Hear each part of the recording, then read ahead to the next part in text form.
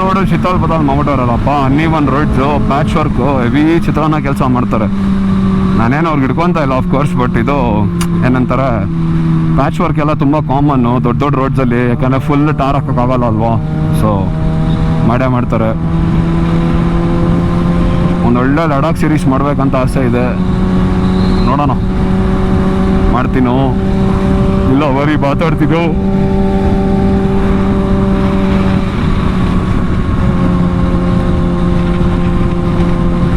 ಈ ಗಾಡಿ ಮಾತ್ರ ಪಟ್ಟಾಕಿ ಓಡ್ಸೋಕ್ಕೆ ಸ್ಕಿಲ್ ಇರೋರ್ಗೆ ಇವಾಗ ಹೆಂಗೆ ಗೊತ್ತಾ, ಈ ಗಾಡಿ ತುಂಬ ಆಲಿ ಸ್ಟೇಜಸ್ ಆಫ್ ಮೋಟರ್ ಸೈಕ್ಲಿಂಗ್ ಇರ್ತಾರಲ್ಲ, ಅವ್ರಿಗೇನು ಕಷ್ಟ ಆಗಲ್ಲ, ಓಡಿಸ್ತಾರೆ. ಮತ್ತು ಹಂಗಂತ ಪ್ರೊಫೆಷ್ನಲ್ಸ್ಗೂ ಏನು ಬೇಜಾರಾಗಲ್ಲ, ಯಾಕೆಂದರೆ ಈ ಗಾಡೀಲಿರೋ ಮಜಾನೇ ಅದೇನೆ. ಈ ಗಾಡಿ ಪ್ರೊಫೆಷ್ನಲ್ಸ್ಗೆಲ್ಲ ಸಿಕ್ಕರೆ ಹಿಂಡಾಡ್ಬಿಡ್ತಾರೆ ಆಯ್ತಾ. 11,000 ಮೇಲೆ ಇರೋದು ಈ ಗಾಡಿ ಆಟ. ಅದಕ್ಕಿಂತ ಮುಂಚೆ ನಿಮಗೆ ನಾರ್ಮಲ್ ಬೈಕ್ ಅನ್ಸುತ್ತೆ. ಅಫ್ಕೋರ್ಸ್ ಸ್ವಲ್ಪ ಪುಲ್ಲೆಲ್ಲ ಜಾಸ್ತಿ ಇರುತ್ತೆ, ಫುಲ್ ಪವರ್ ಮೋಡ್ ಓಪನ್ ಮಾಡಿದ್ರು 100% ಡಿಫ್ರೆನ್ಸ್ ಗೊತ್ತಾಗುತ್ತೆ ನಿಮಗೆ. But most of the power torque ಇದು ನೀವು ನಂಬಲ್ಲ. 4ನೇ ಗೇರಲ್ಲಿ ನಾನು ಒಂದ್ಸಲ 11,000 RPM ಅಲ್ಲಿ ಆದಮೇಲೆ ಎಷ್ಟು ಪುಲ್ ಮಾಡ್ತು ಅಂದರೆ, ಸೀಟಿಂದ ನಾನೊಂದು 78 to 80 kgs ವೇರಿ ಆಗ್ತಾ ಇರ್ತೀನಿ ನಾನು. ಆ ವೆಯ್ಟ್ ಇದ್ದೀನಿ, plus of course race suit, helmet ಅವೆಲ್ಲ ನೀವೇ ಲೆಕ್ಕ ಹಾಕ್ಕೊಳ್ಳಿ ಎಷ್ಟು ತೂಕ ಇರುತ್ತೆ ಅಂತ, ನಿಮಗೆ ಗೊತ್ತು. ಹೆಲ್ಮೆಟ್ ಅಷ್ಟೊಂದಿರಲ್ಲ, ಬಿಕಾಸ್ ಕಾರ್ಬನ್ ಫೈಬರು. ಸೊ ಆ ಟೈಮಲ್ಲಿ ಒಂದು ಫುಲ್ ಎಳ್ಕೊಂತು ಗಾಡಿ, ಫುಲ್ ಪವರ್ ಮಾಡಲಿ, ಟ್ರಾಕ್ಷನ್ ಆಫ್ ಮಾಡ್ಕೊಂಡಿದ್ದೆ. ಹೆಂಗೆ ಎಳ್ದಾಡ್ಬಿಡ್ತು ಅಂದರೆ ಗಾಡಿ. ಸ್ಟೇರಿಂಗ್ ಡ್ಯಾಂಪರ್ ಇಲ್ಲ ಅಂದರೆ ಈ ಗಾಡಿಗೆ ಟಿಕೆಟೇ ಪಕ್ಕ, ಜಾಸ್ತಿ ದಿನ ಇರೋಲ್ಲ. ಇದೇ ರೋಡಲ್ಲಿ IPC ರೋಡಲ್ಲಿ ನಮ್ಮ ಗ್ರೂಪಲ್ಲ ಹುಡುಗ ಇದ್ದಾನೆ, UP ಇಂದ ಗಾಡಿ ತರಿಸ್ಕೊಂಡಿದ್ದ. ಹೆಸರು ಕಂಫರ್ಟಬಲ್ ಇಲ್ಲ ಪಾಪ, ಅವ್ರಿಗೂ ಅವ್ರ ಪ್ರೈವೇಸಿ ಇಶ್ಯೂಸ್ ಇದ್ದೇ ಇರೋದಲ್ವಾ. ಸೊ ಆಮೇಲೆ ಅವನು ಹಂಗೆ ಫುಲ್ ಆಕ್ಸೆಲ್ರೇಟ್ ಮಾಡ್ತಿದ್ದ, ಟ್ಯಾಂಕ್ ಸ್ಲಾಪರ್ ಹೊಡೆದಿದ್ದಾಗ IPC ರೋಡು ಈ ಕಡೆ ಲೆಫ್ಟ್ ಸೈಡಿಂದ ಹೋಗಿ ಹತ್ತಿಸ್ಕೊಂಡು ಹೋಗ್ಬಿಟ್ಟು ಅವನು ಈ ಡಿವೈಡರ್ ಆಗಿರಿಸಿ ಆ ಕಡೆ ಬಿದ್ದವನೆ.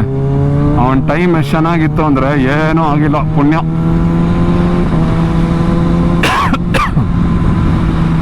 ಇವಾಗೆಲ್ಲ 20,000 ಸಂಬಳ ಬರೋರ್ಗೂ ಗಾಡಿಗಳು ಕೊಟ್ಬಿಡ್ತಾರೆ, ಹೆವಿ ರಿಸ್ಕು.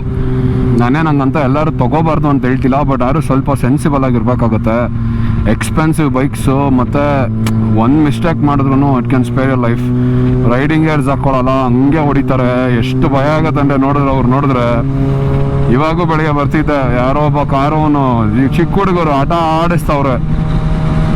ಹೋಗ್ಬಿಟ್ರೆ ಒಂಥರ ಹೋಗ್ತಾರೆ, ನನಗೆ ಹಿಂದೆಯಿಂದ ಬ್ರೇಕ್ ಮಾಡಿ ನನಗೆ ಸ್ಲೋ ಮಾಡ್ತಾರೆ, ನನ್ನ ಸ್ಪೀಡಲ್ಲಿ ಬರೋಕ್ಕೆ ನೋಡ್ತಾರೆ. ಅವ್ರು ಬಂದರೆ ನನಗೆ ಡೈರೆಕ್ಟ್ ಹೊಡೆದೇ ಬಿಡ್ತಾರೆ ಹಿಂದೆಯಿಂದ, ಯಾಕೆಂದರೆ ಕಂಟ್ರೋಲ್ ಮಾಡೋಕ್ಕಾಗಲ್ಲ ಸ್ಪೀಡ್ ಅದು. ನಾನು 140 ಇಂದ 120 ಎಲ್ಲ ನಿಂತ್ಕೊಳ್ಳೋತ್ತ ಚಾನ್ಸೇ ಇಲ್ಲ, ನನ್ನ ಹತ್ರನೂ ಅದೇ ಕರ ಇರೋದು. ಇದು ನಾನು ತೊಗೊಬೇಕಾದ್ರೆ 13 ಲಕ್ಷ ಗಾಡಿ, ಇದು ಆನ್ ರೋಡು ಬರೀ ಸ್ಟಾಕ್ ಗಾಡಿ ಹೇಳ್ತಾ ಇರೋದು ನಾನು. ಆಕ್ಸಿಡೆಂಟ್ ಸರ್ ಒಂದು 3-4 ಲಕ್ಷ ಆಮೇಲೆ ಖರ್ಚು ಮಾಡಿದ್ದೀನಿ, ಅದು ಬೇರೆ ಕತೆ. ಬಟ್ ಸೆನ್ಸಿಬಲ್ ಆಗಿ ಮಾಡಿದ್ದೀನಿ, ಸುಮ್ಮನೆ ಸಿಕ್ತು ಅಂತ ಇರೋ ಬರೋದಲ್ಲ, ನಾನು ವೇಸ್ಟ್ ಮಾಡೋನಲ್ಲ.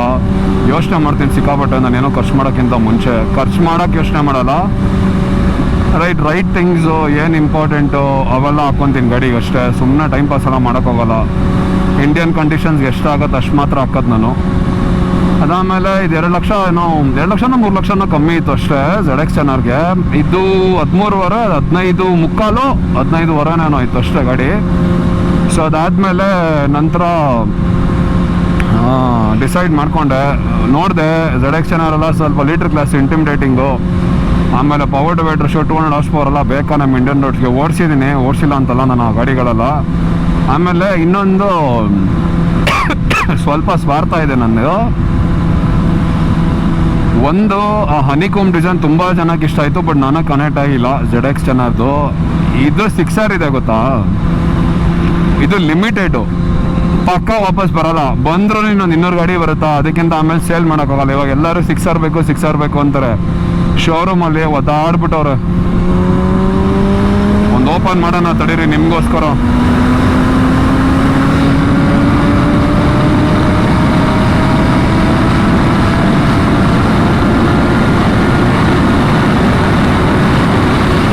ನೋಡಿದ್ರ ಇನ್ನೂ ನಾನು 11,000 ಟಚ್ ಮಾಡಲಿಲ್ಲ.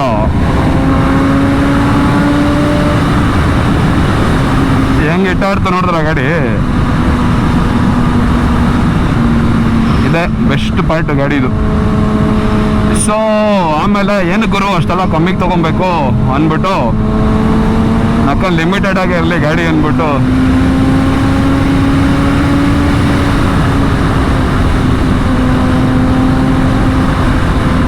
ಜೈ ಅಂತ 6R ಹಿಡಿಸ್ದ. ಅವಾಗ ಸ್ವಲ್ಪ ಉರಿದೋಯ್ತು, ಏನು ಗುರು 600cc ಅಷ್ಟು ಕೊಡ್ಬೇಕಂತ. ಬಟ್ ಇಂಡಿಯನ್ ರೋಡ್ಸ್ಗೆ 7 ಮಾಡಿಸಿದ ಗಾಡಿ ಇದು. ಎಷ್ಟು ಇದು ಇರೋದು ಒಂದೇ ಒಂದು ಏನಂದರೆ ಇದು ಸ್ಟೇರಿಂಗ್ ಡಂಪರ್ ಕೊಡಲಿಲ್ಲ ಶೋರೂಮಿಂದ. ಬಟ್ ಸ್ವಲ್ಪ ಜನ 6R ತೊಗೊಂಡ್ರಲ್ಲ ಜಾನ್ವರಿ ಮೇಲೆ, ಊರಿಗೆಲ್ಲ ಏನಾಯಿತು ಅಂದರೆ ಒಂಥರ ಕವಾಸಕ್ಕೆ ಗಿಫ್ಟ್ ವಾಚರ್ಸ್ ಎಲ್ಲ ಕೊಟ್ಟರು. ಸ್ವಲ್ಪ ಜನಕ್ಕೆ ಫ್ರೇಮ್ ಸ್ಟೇಟರ್ಸು, ಸ್ವಲ್ಪ ಜನಕ್ಕೆ ಸ್ಟೇರಿಂಗ್ ಡಂಪರು, ಇವೆಲ್ಲ ಸುಮಾರು ಸಿಕ್ತು. ಅದೊಂದು ಹೆಲ್ಪ್ ಆಯ್ತು ನೋಡಿ ಅವ್ರಿಗೆಲ್ಲ. ಬಟ್ ಇಟ್ ಡಸಂಟ್ ಮ್ಯಾಟರ್, ನನಗೇನು ಗಾಡಿ ಬೇಕಿತ್ತು ಇದೆಲ್ಲ ತರ್ಸ್ಕೊತೀನಿ. ಎಲ್ಲ ಎಲ್ಲಿಂದ ಬೇಕಲ್ಲ ತರ್ಸೋದೆಲ್ಲ ಫ್ರೆಂಡ್ಸ್ಗಳವ್ರೆ. ನಾನು ಹೋಗ್ತಾ ಇರ್ತೀನಿ, ಎತ್ಕೊಂಬರ್ತೀನಿ ಏನೇನು ಬೇಕೆಲ್ಲ. ಸೊ ಇದಪ್ಪ ನಮ್ಮದು 6R ಕತೆ. ಏನಕ್ಕೆ 6R ತೊಗೊಂಡೆ, ಲೀಟ್ರ್ ಕ್ಲಾಸ್ ಯಾಕೆ ತೊಗೊಂಡಿಲ್ಲ ಅಂತ.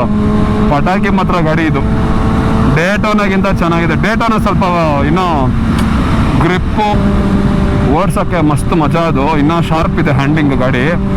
But nevertheless engine reliability, parts, service ಎಲ್ಲ ಇದೆ cheap and best. Engine oil ಮತ್ತು ನಾನು ಆಯಿಲ್ ಫಿಲ್ಟರ್ ಇಟ್ಕೊಂಡು ಹೋಗ್ಬಿಟ್ರೆ ಬರೀ 1200 ರೂಪಾಯಿ ಏನೋ ಖರ್ಚಾಗತ್ತೆ ಅಷ್ಟೇ ಗಾಡಿಗೆ. ನನಗೆ ಬರೀ ಏನೋ ಖರ್ಚಾಗಲ್ಲ. ನೀವೇ ಯೋಚನೆ ಮಾಡಿ, ಇಷ್ಟೆಲ್ಲ ಕೊಟ್ಬಿಟ್ಟು ನೀವು ಅಷ್ಟು ದುಡ್ಡು ಖರ್ಚು ಮಾಡಿಲ್ಲ ಅಂದರೆ ಬೇಸಿಕ್ ಮೇಂಟೆನೆನ್ಸ್ಗೆ ಏನು ಮಾಡ್ತೀರಾ? ಸೊ ಇದು ನಮ್ಮ 6R ಯಾಕೆ ತಗೊಂಡೆ, ಬೇರೆ ಎಲ್ಲ ಲೀಟ್ರ್ ಕ್ಲಾಸ್ಗಳು ಅಷ್ಟು ಈಸಿ ಇದ್ರು ಅಂತ ನಿಮ್ಗೊಂದು ಕತೆ ತಿಳಿಸ್ಕೊಟ್ಟೆ. ಈ ಗಾಡಿಗಳೆಲ್ಲ ಎತ್ಕೊಂಡು ಹೆಂಗೆ ಬೆರ ಗಿಡಕ್ಕೆಲ್ಲ ಹೊಡಿತಾರೋ ಮೆಂಟ್ಲುಗಳು. ಸೀರಿಯಸ್ಲಿ ಗಾಡಿಗಳು ಹಾಳಾಗ್ಬಿಡ್ತವೆ. ಈ ಹಕ್ಕಿಗಳು ನಮ್ಗೆ ಹೆವಿ ಅಟ್ಯಾಕ್ ಮಾಡ್ತಾವಪ್ಪ.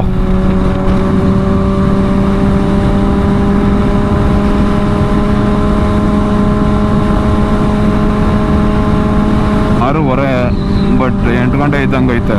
ಬಿಸಿಲು ಈ ಕಡೆ ಸೈಡ್ ಜಾಸ್ತಿ ಅಲ್ವಾ.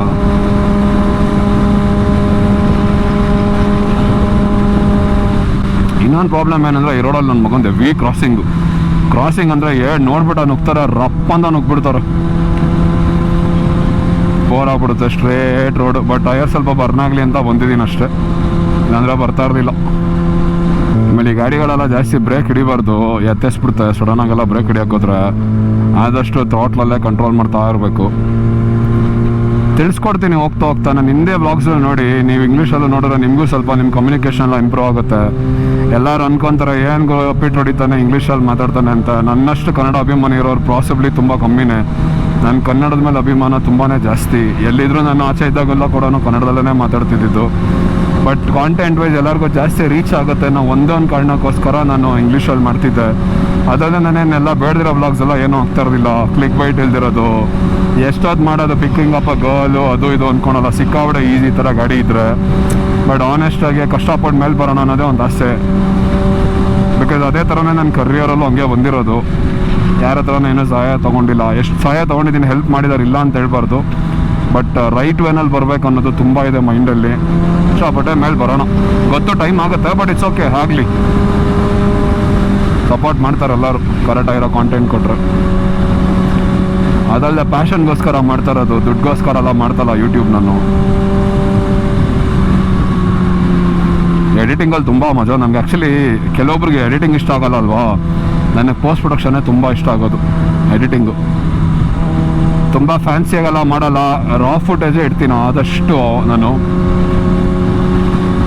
ಸೊ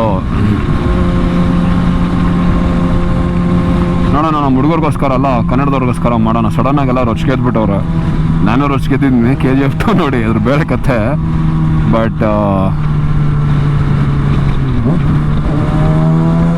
ಇರ್ಗುರು ಹೋಗ್ಬಿಡ್ತೀನಿ.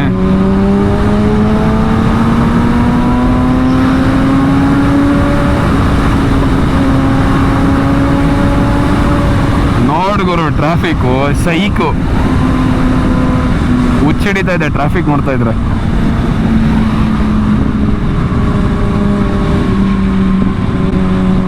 ಹೋಗೋಣ ಸಾಕು. ಏನು ಮಜಾ ಬರ್ತಾ ಇಲ್ಲ ಓಡ್ಸೋಕ್ಕೆ. ಹೋಗ್ಬಿಟ್ಟು ಗಾಡಿ ವಾಶ್ ಮಾಡಿಸ್ಕೊಂಬರೋಣ. ಈ ಗಾಡಿ ಅಲ್ಲ, car full ಗಬ್ಬೆದೋಗಿದೆ.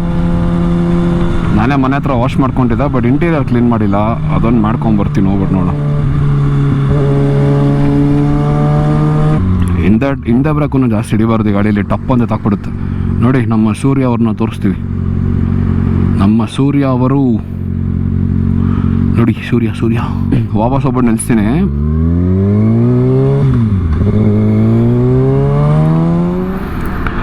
So stopped here, I'm about to reach, but I don't know, I'm getting a lot of backache. So why to stress my back even after knowing for the fact that it's going to hurt. So just stopped it for a while.